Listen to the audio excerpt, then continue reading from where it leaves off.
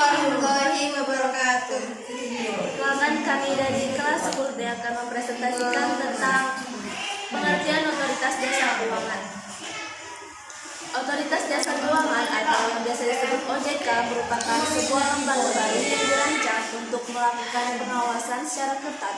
Lembaga keuangan seperti perbankan, pasar modal, reksadana, perusahaan pihak pembiayaan, dana pensiun, dan asuransi. Adapun tujuan utama pendirian OJK adalah: pertama, meningkatkan dan memelihara kepercayaan publik di bidang jasa keuangan; kedua, menegakkan peraturan perundang-undangan di bidang jasa keuangan; ketiga, meningkatkan pemahaman publik mengenai bidang jasa keuangan; keempat, melindungi kepentingan konsumen jasa keuangan.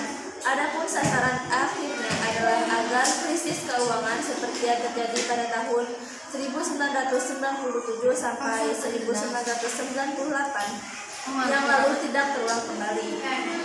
Menurut Undang-Undang Nomor 21 Tahun 2011, Bab 1 Pasal 1 Ayat 1, yang dimaksud dengan OJK adalah lembaga yang independen dan bebas dari campur tangan pihak lain, yang mempunyai fungsi, tugas, dan wewenang pengaturan, pengawasan, pemeriksaan, dan penyelidikan sebagaimana dimaksud dalam undang-undang ini. Pada dasarnya, undang-undang mengenai OJK hanya mengatur mengenai perorganisasian dan tata pelaksanaan kegiatan keuangan dari lembaga yang memiliki otoritas pengaturan dan pengawasan terhadap sektor jasa keuangan. Diharapkan dengan dibentuknya OJK ini dapat dicapai mekanisme koordinasi yang lebih efektif dalam mengenai permasalahan yang timbul dalam sistem keuangan, sehingga dapat lebih menjamin tercapainya stabilitas sistem keuangan dan agar adanya pengaturan agar pengawasan yang lebih terintegrasi.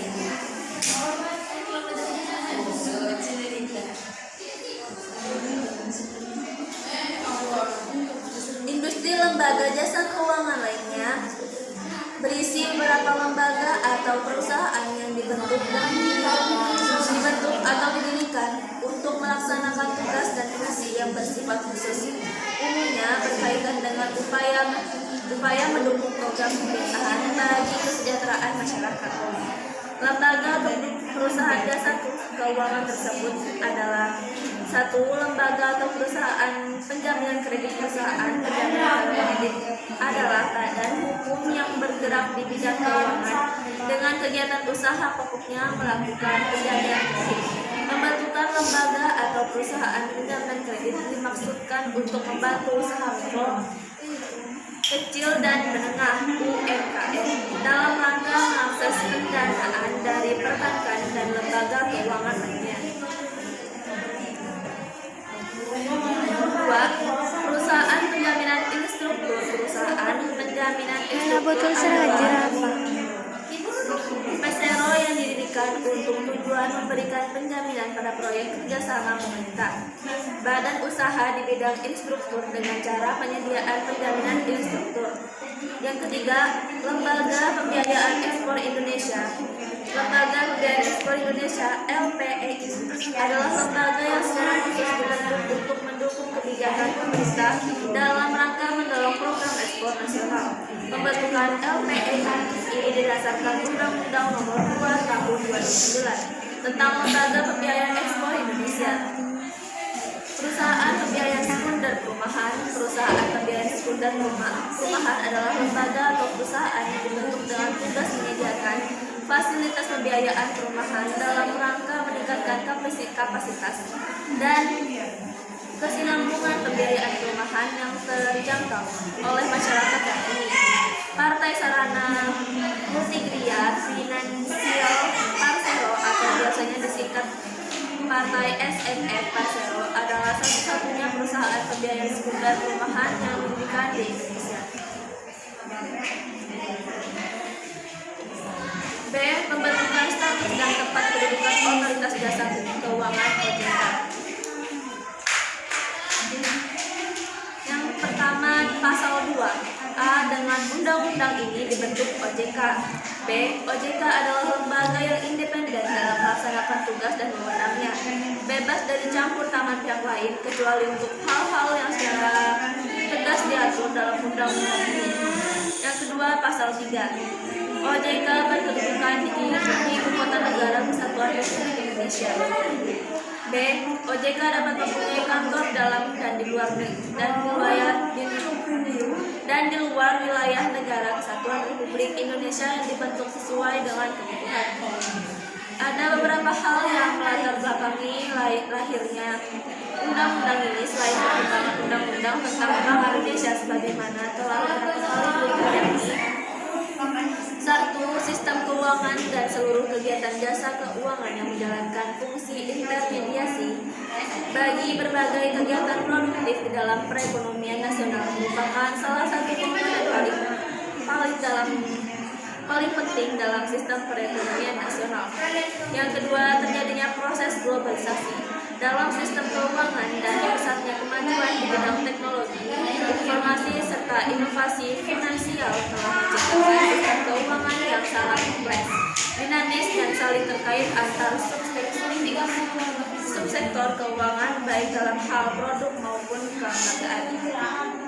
Adanya lembaga jasa keuangan yang memiliki hubungan kepemilikan di berbagai subsektor keuangan konglomerasi telah menambah kompleksitas transaksi dan interaksi antar lembaga jasa keuangan di dalam sistem keuangan.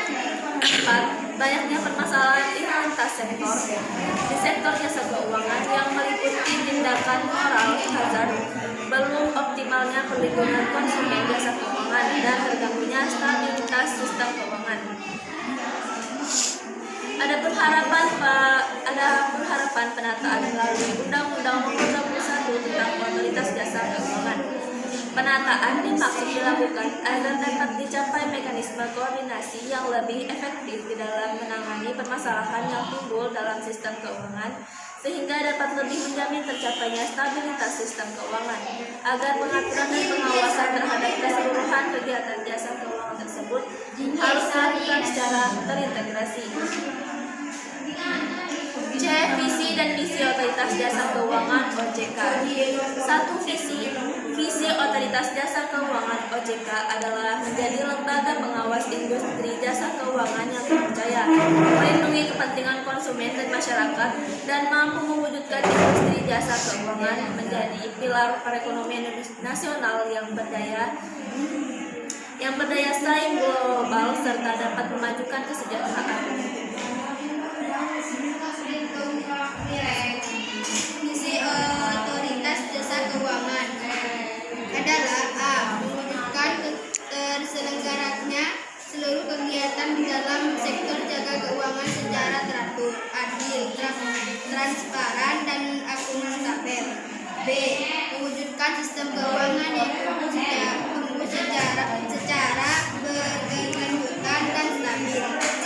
Melindungi kepentingan konsumen dan masyarakat. D.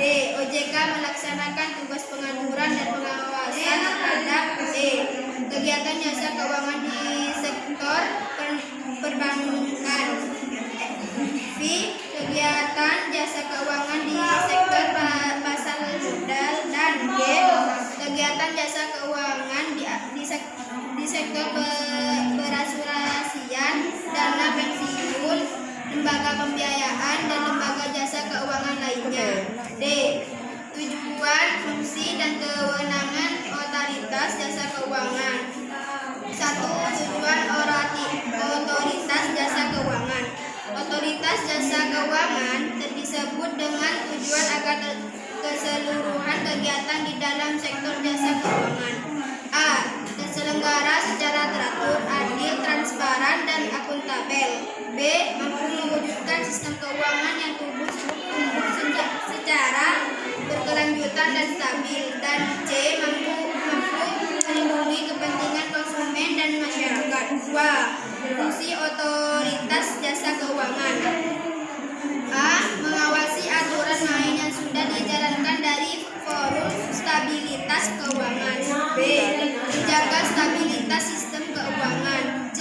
Melakukan pengawasan non-bank dan dalam struktur yang sama seperti sekarang.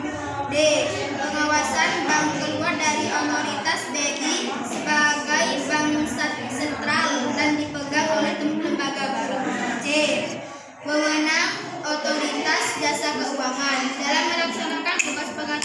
OJK memiliki beberapa wewenang yang bisa dilakukan perencana tersebut, antara lain adalah A. Menetapkan peraturan pelaksanaan undang-undang ini. B.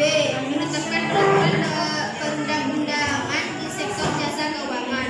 C. Menetapkan peraturan dan keputusan OJK. D.